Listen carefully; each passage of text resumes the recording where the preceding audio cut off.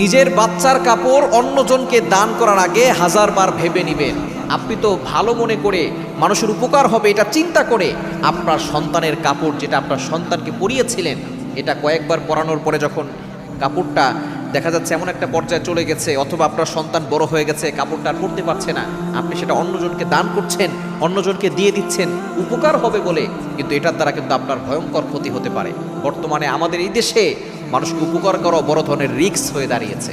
আপনি দেখা যাচ্ছে রাতের বেলা গাড়ি নিয়ে বের হয়েছেন, কেউ একজন আপনার কাছে হেল্প চাচ্ছে, আপনি তাকে হেল্প করতে গিয়ে আপনি কঠিন কোনো বিপদে পড়ে যাবেন। এটাই হচ্ছে আমার সোনার বাংলাদেশ।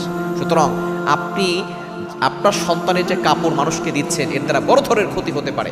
কিছুদিন আগে এক ছোট বাচ্চা অসুস্থতা সারে না, বারবার শুধু অসুস্থতা হয়, কোনো রোগ ধরা পড়ে না, শুধু কান্নাকাটি করে। শেষ পর্যন্ত দেখা গিয়েছে যে তার যে কাপড় অন্য কাউকে দান করেছে, সেই কাপড় নিয়ে একজন তার উপরে জাদু করেছে, বাচ্চাকে ক্ষতি করার জন্য